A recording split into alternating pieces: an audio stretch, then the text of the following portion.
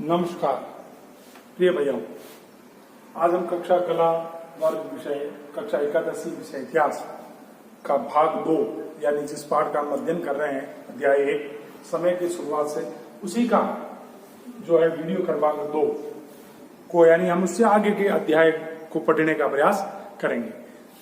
इससे पहले हमने जो पढ़ा था उसका 1 मिनट में संक्षिप्त सा रूप देखते हैं। हमने सबसे पहले प्रारंभिक इतिहास को जानने के स्रोतों के बारे में पढ़ा था, निएंडर घाटी के बारे में पढ़ा था, जीवाश्म प्रजाति और स्पीसीज किसे कहते हैं उनके बारे में पढ़ा था। आज हम उससे आगे चलते हैं मानव विकास के क्रमिक विकास की कहानी। देखो, मैंने आपको बताया था कि मानव का जो विकास है उसका रूप जो है क्रमिक होता है, यानी कैसा होता है? क्रमिक। क्रमिक रूप का अर्थ हम समझ सकते हैं, यानी जिसका जो है समय के साथ हुआ परिवर्तन, समय के साथ जो परिवर्तन हुआ है उसको क्रमिक रूप कहते हैं, है ना। हम भी जैसे बचपन में बहुत छोटे थे, जब हमारा जन्म हुआ हम इतने थे, फिर बड़े, फिर तो ये जो जैसे जैसे समय चलता गया उसका हमारा एक विकास होता गया, एक विकास क्रम रहा और वो क्रम क्या कहलाया? क्रमिक रूप कहलाया। तो ऐसे ही आदि मानव से हम जो आधुनिक मानव की बात कर रहे हैं उस आदि मानव से आधुनिक मानव को बनने में एक क्रमिक रूप रहा है जिसे हम क्रमिक विकास कहते हैं। अब देखिए क्रमिक विकास था क्या, कैसे हुआ, तो हम देखें। मानव विकास जो है यानी मनुष्य के विकास की कहानी बहुत लंबी है और बहुत जटिल भी है। एकदम से हुआ विकास नहीं है या जो है सरलता से हुआ परिवर्तन नहीं है, उसके विकास की कहानी बड़ी लंबी और जटिल रही है। अब देखो, हमारे सामने प्रश्न खड़ा होता है कि कितनी लंबी रही है, कैसी रही है। तो हम जो मानव देख रहे हैं जो 2 पैरों पर चलने वाला मानव है जिसको होमोनीड कहा जाता है, इसका अंतर हम आगे पढ़ेंगे। जिस होमोनिड मानव की बात कर रहे हैं, जिस मानव की जो सोच और समझ सकता है, जो ज्ञानी है, जो चिंतनशील है ना, जिसको होमोसैपियंस कहा जाता है, जो ज्ञानी, जो चिंतनशील मानव जो हमको देखने को मिल रहा है, वो उस मानव की उत्पत्ति लगभग ऐसा माना जाता है 56 लाख वर्ष पहले। यानी अंग्रेजी में अगर कहूं तो विश्व के इतिहास में हमें अगर बात करूं तो 24 मिलियन साल पहले। कितने? 24 मिलियन साल पहले। यानी मानव का विकास की कहानी बहुत लंबी और जटिल रही है। लगभग 24 मिलियन वर्ष पहले, ईयर पहले जो है प्राइमेट के बीच एक उप समूह का उदय हुआ जिसे कहा गया होमोनाइट्स। क्या कहा गया? होमोनाइट्स। यही होमोनाइट्स। अब ये होमोनाइट्स क्या थे, इस होमोनाइट्स और होमोनिड में क्या अंतर है, वो हम आगे। होमोनाइट्स कहा गया और ये होमोनाइट्स कहा जाता है सामान्यतः कि ये अफ्रीका और एशिया में पाए जाने थे। इनके अवशेष कहाँ मिले? एशिया महाद्वीप में और अफ्रीका महाद्वीप में मिले। ठीक है। इसमें जो थे सबसे पहले हम कह सकते हैं एब यानी वानर, जो वानर रूप में थे और बाद में फिर वो धीरे धीरे मनुष्य के रूप में शामिल हुए। होमोनाइट्स को होमोनोड्स जो है होमोनाइट्स से विकसित किया गया है, यानी कुछ सामान्य विशेषताओं को साझा किया गया है और दोनों के बीच एक प्रमुख अंतर भी पाया जाता है। अब देखो अंतर क्या? होमोनाइट और होमोनिड के बीच का अंतर देखना। होमोनाइट और होमोनिड के बीच के अंतर को हमें अगर देखना है तो हम ऐसी तालिका बनाएंगे। क्या बनाएंगे? ऐसा एक तालिका, और उस तालिका में हम क्या लिखेंगे? सबसे पहले लिखेंगे होमोनाइट्स, ठीक है, और दूसरे में हम लिखेंगे होमोनिड। होमोनाइड और होमोनिड। अब उसमें अंतर क्रमांक 1, 2, 3, 4, 5 और 6 ऐसे हम इसको क्रम में लिखेंगे। देखो, सबसे पहला अंतर, इनका मस्तिष्क जो होता है वो छोटा होता है। अब इतना मैं लिखूंगा तो समय लग जाएगा। छोटा होता है मस्तिष्क। क्या होता है किसका? होमोनाइट्स का मस्तिष्क छोटा होता है, लेकिन होमोनिड का मस्तिष्क जो होता है बड़ा होता है। ये पहला अंतर है। ठीक है। दूसरा सबसे बड़ा अंतर, ये 4 पैरों पर चलते हैं। कितने पैरों पर चलते हैं? 4 पैरों पर। और जानवर कितने पैरों पर चलते हैं? 4 पैरों पर चलते थे। पुराने जो प्राचीन मानव आज भी हम देखते हैं 4 पैरों का उपयोग करते हैं, लेकिन होमोनिड के अंदर जो है वह जानवर सीधे खड़े होकर चलने लगे, 2 पैरों के बल चलने लगे, यानी आगे वाले हाथ इस तरफ और 2 पैरों के बल चलने लगे। ये उनमें अंतर है। ये 4 पैरों पर, ये 2 पैरों पर। तीसरा बड़ा अंतर है कि इनकी हाथों की बनावट जो थी, देखो पहले जो जानवरों को अपन देखते हैं, चाहे कुत्ता देखो, चाहे और भी कोई जानवर अगर देख सकते हैं, तो उनकी अंगुलियां ऐसी होती है, इतनी छोटी होती है, ऐसी देखने को मिलती है हमको। उससे हमको ये लगता है कि ना तो वो किसी वस्तु को पकड़ सकते हैं, हाँ उनके आगे के दाना जो है नाखून नुकीले हो सकते हैं, वो वस्तु को छीन सकते हैं, फाड़ सकते हैं, लेकिन उसको ग्रिप यानी उसको पकड़ नहीं सकते। देखा होगा आप लोगों ने। तो वो उनकी हाथ की अंगुलियां बड़ी छोटी हुआ करती थी, जिससे ना तो वो औजारों का निर्माण कर सकते थे और ना उनको वो उपयोग कर सकते थे, जिसको हम कह सकते हैं कि उनके हाथ की बनावट भिन्न थी और वे औजारों का उपयोग करना सीख नहीं पाए या उनके बारे में जानकारी नहीं रखते थे। लेकिन होमोनिड की अगर बात करें तो हम कह सकते हैं कि इनके हाथ की किस्म विशेष किस्म के होते थे, जिनके सहारे वे जो है हथियार बना सकते थे और उनका इस्तेमाल भी कर सकते थे, जिसको हमने पंच ब्लेड तकनीक कहा है। ठीक है, फिर आता है और आगे की बात करें तो हम कह सकते हैं 3 तो इसकी सबसे बड़ी विशेषता है। ठीक है, उसके बाद होमोनिड जो है, किसकी बात करें? होमोनिड। होमोनिड जो है, होमोनिड को आगे 2 शाखाओं में बांटा गया। एक तो थी एस्ट्रेलोपिथिकस। कौन सी शाखा? एस्ट्रेलोपिथिकस। अब हमारे सामने प्रश्न आना शुरू हो जाना चाहिए मस्तिष्क में। जब तक हमारे सामने प्रश्न नहीं खड़ा होता ना, तब तक हम जब प्रश्न कौन से? जिज्ञासात्मक प्रश्न, यानी ऐसा क्यों, ऐसा क्यों, तो हम समझ सकते हैं। तो एस्ट्रेलोपिथिकस और होमो में विभाजित किया गया और बदले में इनमें से प्रत्येक की कई प्रजातियां भी जो है शामिल की गई। अब देखो ऑस्ट्रेलोपिथिकस की मैं बात करूं तो ऑस्ट्रेलोपिथिकस और होमो के बीच प्रमुख अंतर है। होमो देखो, होमो शब्द जो है मानव के लिए लिया गया। होमो शब्द किसके लिए लिया गया? मानव के लिए। देखना, ये होमोनाइड और होमोनिड में अंतर हमको समझ में आ गया, लेकिन यहाँ वापस उसको आगे की तरफ वापस ले जा रहा है और वो कह रहा है कि होमो शब्द देखो, एक तो है ऑस्ट्रेलोपिथिकस, क्या नाम है? ऑस्ट्रेलोपिथेकस,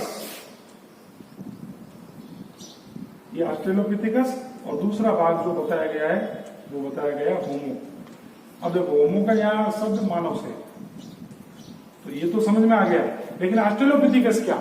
तो देखो ऑस्ट्रेलोपिथिकस और होमो के बीच प्रमुख अंतर ये होता था कि उनके, देखो हमने पढ़ा है मस्तिष्क का आकार बड़ा, ठीक है, जबड़े और दांत से संबंधित अंतर पाया गया है। होमोनिड और होमोनाइड का अंतर पड़ा, वैसे ही ऑस्ट्रेलोपिथिकस और होमो में भी अंतर होता था। अब देखो शब्द आता है ऑस्ट्रेलोपिथिकस, पहले उसको समझते हैं फिर अंतर को समझेंगे। ऑस्ट्रेलोपिथिकस शब्द जो है वो 2 शब्दों से बना। एक तो लैटिन भाषा के शब्द जिसका नाम है ऑस्ट्रेल, और ऑस्ट्रेल का अर्थ होता है दक्षिणी, यानी लैटिन भाषा में ऑस्ट्रेल शब्द का प्रयोग किसके लिए किया गया है? दक्षिणी के लिए किया गया है। ठीक है, और पिथिकस शब्द जो है वो ग्रीक भाषा का शब्द है। कौन सी भाषा का शब्द है? ग्रीक। और पिथिकस शब्द का अर्थ होता है एप, एप यानी वानर। यानी ऑस्ट्रेलोपिथिकस की अगर बात करें तो वो दक्षिणी वानर कह सकते हैं। क्या कह सकते हैं? दक्षिणी एप। समझ रहे बात को? दक्षिणी एप। दूसरा होमो। अब देखो दक्षिणी ऐप और होमो में अंतर। दक्षिणी ऐप और होमो में मस्तिष्क का आकार में परिवर्तन था, ठीक है, जबड़े और दांतों संबंधित परिवर्तन देखने को मिला है, यानी और बहुत से परिवर्तन हमको देख सकते हैं। फिर आता है ऑस्ट्रेलोपिथिकस शब्द जो हमको पता है लैटिन भाषा के शब्द दक्षिणी, और दूसरा जो है ग्रीक भाषा के शब्द ऐप से बना है। फिर एक शब्द आएगा होमोसेक्सुअल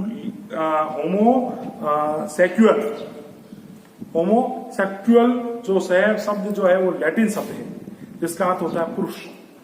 क्या अर्थ होता है? पुरुष।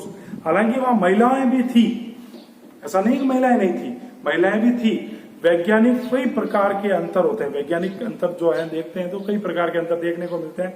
और होमो के इन प्रजातियों को सौंपे गए नामों को उनकी विशिष्ट विशेषताओं के रूप में भी माना जाता है। अब उनमें अंतर क्या है? देखो, अब मैं अंतर को अगर बात करूं तो मैं आपको कह सकता हूं कि होमो के प्रकारों की बात कर रहे हैं।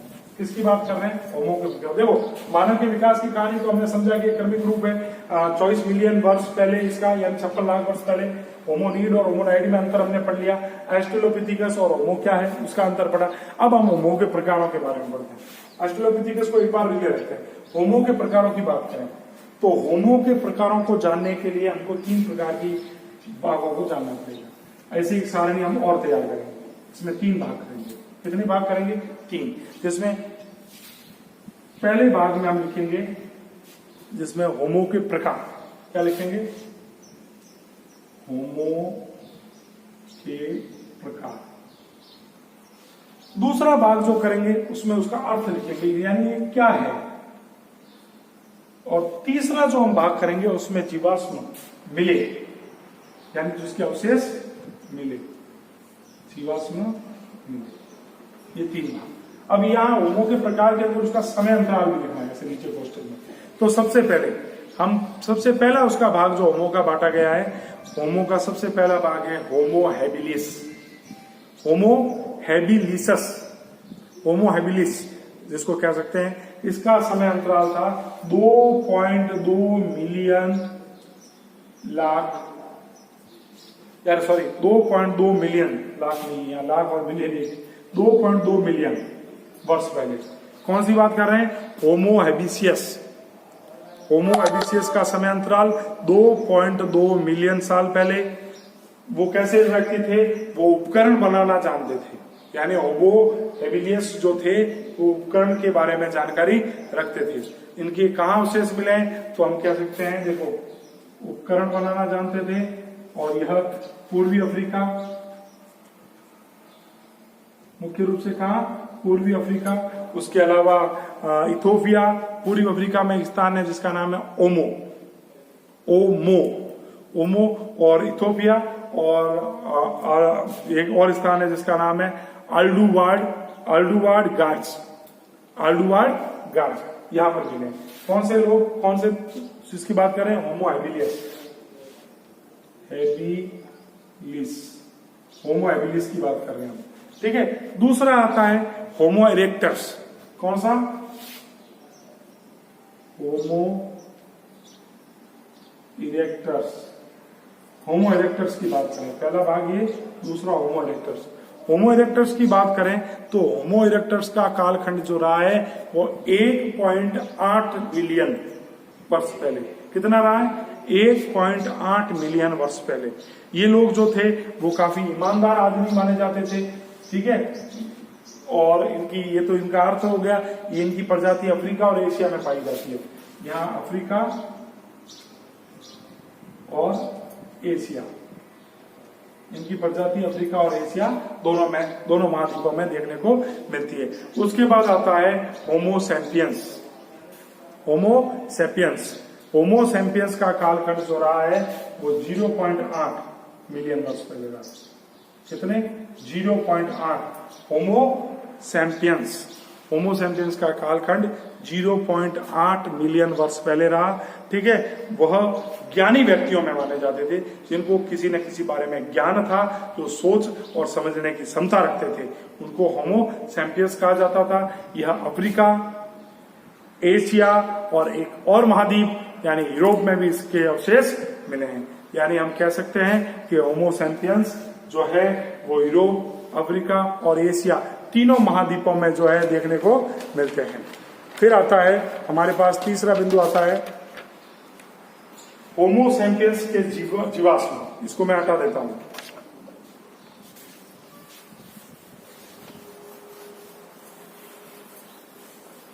होमो सैपियंस के जीवाश्म, देखो, होमो सैपियंस के जीवाश्म की मैं बात करूं तो मैं कह सकता हूं कि यूरोप में मिले सबसे पुराने जीवाश्म जो है वो होमो, नाम सुनना, होमो हाइडेलबर्गेसियस,